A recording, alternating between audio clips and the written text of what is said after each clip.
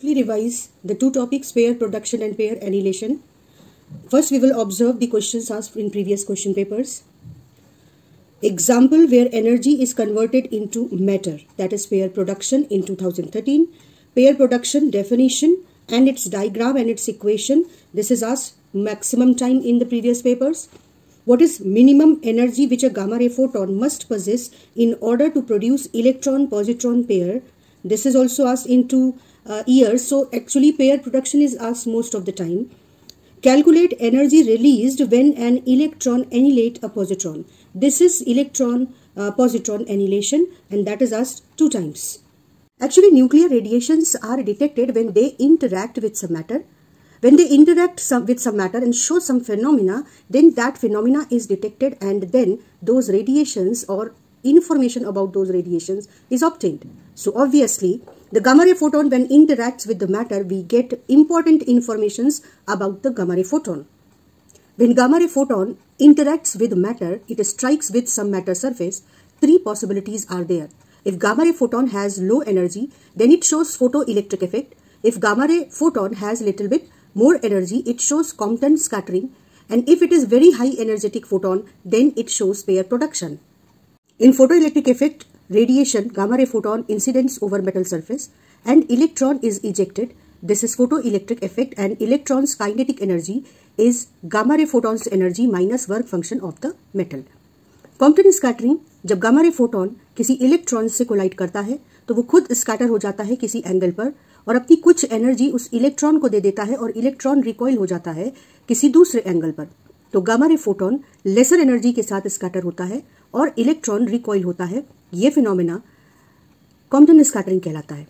लेकिन अगर gamma ray photon में काफी एनर्जी है तो वो एक न्यूक्लियस के फील्ड के इन्फ्लुएंस में अपनी एनर्जी को खो देता है और उसके बदले अपीयर होता है एक मैटर और एक एंटी मैटर, इलेक्ट्रॉन और उसका anti matter, for example positron. ये फिनोमेना जब गामा रे फोटोन किसी न्यूक्लियस के इन्फ्लुएंस में 2 मटेरियल पार्टिकल्स प्रोड्यूस करता है, एक मैटर और एक एंटी मैटर, ये फिनोमेना कहलाता है पेयर प्रोडक्शन. तो हम लोग पेयर प्रोडक्शन और पेयर एनिहिलेशन को ठीक से समझ लेते हैं. Gamma ray photon photo electric effect तब शो करता है जब उसकी एनर्जी 0.1 मेगा इलेक्ट्रॉन वोल्ट से कम हो. अगर उसकी एनर्जी 0.1 मेगा इलेक्ट्रॉन वोल्ट से 10 मेगा इलेक्ट्रॉन वोल्ट के बीच हो तो वो कॉम्पटन स्कैटरिंग शो करता है. लेकिन अगर उसकी एनर्जी 10 मेगा इलेक्ट्रॉन वोल्ट से ज्यादा हो तब वो पेयर प्रोडक्शन शो करता है. पेयर प्रोडक्शन को समझने के लिए पेयर एनिहिलेशन के बारे में जानना ज्यादा जरूरी है. हर पार्टिकल के पास एक एसोसिएटेड एंटी पार्टिकल होता है. एंटी पार्टिकल का मास पार्टिकल के बराबर होता है लेकिन उसकी इलेक्ट्रिक या मैग्नेटिक प्रॉपर्टीज पार्टिकल से ऑपोजिट हो सकती हैं. तो हम एक एग्जाम्पल ले लेते हैं इलेक्ट्रॉन का और उसके एंटी पार्टिकल पॉजिट्रॉन का. When a particle and anti particle come very close together they lead to annihilation. एक दूसरे को ये डिस्ट्रॉय कर देते हैं और प्योर एनर्जी फोटोन पैदा हो जाता है. तो एग्जाम्पल ले लेते हैं एक इलेक्ट्रॉन और पॉजिट्रॉन का. ये बहुत क्लोज आकर एक दूसरे को डिस्ट्रॉय कर देते हैं और उसकी जगह अपीयर होता है 2 गामा रे फोटॉन्स का पेयर. तो इसको डायग्राम में हम इस तरह से दिखाएंगे कि एक इलेक्ट्रॉन और एक पॉजिट्रॉन ये दोनों एक दूसरे के बहुत क्लोज आते हैं और after combining they destroy each other and a gamma ray photon is produced which is going this side and another gamma ray photon is going just opposite side. And equation is this is electron, this is positron, they meet and they produce 2 gamma ray photon. This phenomena is called pair annihilation.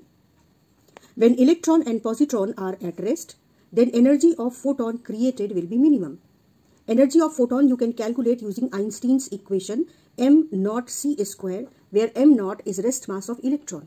अगर हम energy को mega electron volt के terms में calculate करें तो m naught c square यानी rest mass of electron into speed of light square ये equivalent है 0.51 मेगा इलेक्ट्रॉन वोल्ट के. तो अगर एक इलेक्ट्रॉन और एक पॉजिट्रॉन अगर 2 मास पार्टिकल्स मिल रहे हैं तो उनकी जगह जो करस्पॉन्डिंग एनर्जी प्रोड्यूस होगी वो होगी 2 into m naught c square की करस्पॉन्डिंग एनर्जी है 0.151 mega electron volt, that is 1.02 mega electron volt. तो जो एनर्जी फोटोन की प्रोड्यूस होगी वो 1.02 मेगा इलेक्ट्रॉन वोल्ट की होगी. लेकिन अगर ये इलेक्ट्रॉन और positron they are moving and then they are interacting with each other तो उनका मास डिफरेंट हो जाएगा रेस्ट मास से। और कैसे होगा रिलेटिविस्टिक मास, कैसे कैलकुलेट करेंगे? m नॉट की जगह रिलेटिविस्टिक मास m रख देंगे और m होता है gamma into rest mass. Gamma होता है 1/√1 माइनस v²/c² और m नॉट। तो जब इसको हम इंक्लूड करेंगे, रिलेटिविस्टिक मास को इंक्लूड करेंगे in place of rest mass, तो हमें उस गामा रे फोटॉन्स की एनर्जी मिलेगी जो मूव करते इलेक्ट्रॉन और पॉजिट्रॉन के एक दूसरे से इंटरैक्ट करने से जो गामा रे फोटॉन्स प्रोड्यूस होंगे। अब आ जाते हैं सबसे इंपॉर्टेंट फिनोमिना पेयर प्रोडक्शन पर।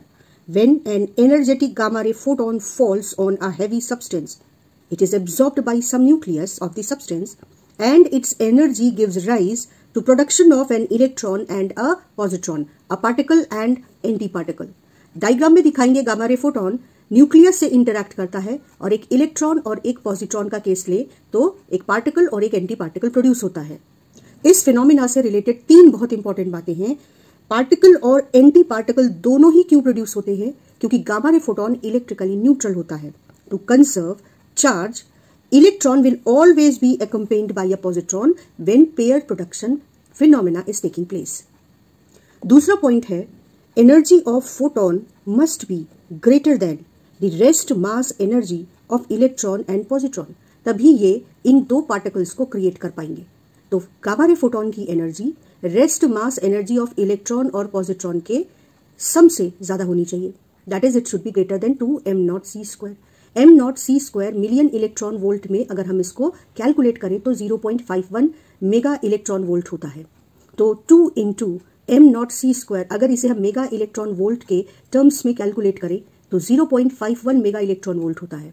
तो गामा रे फोटॉन की energy twice into 0.51 mega electron volt से ज्यादा हो तभी इलेक्ट्रॉन और पॉजिट्रॉन का पेयर प्रोड्यूस कर पाएगा गामा रे फोटॉन जब वो हैवी न्यूक्लियस के साथ इंटरैक्ट करेगा।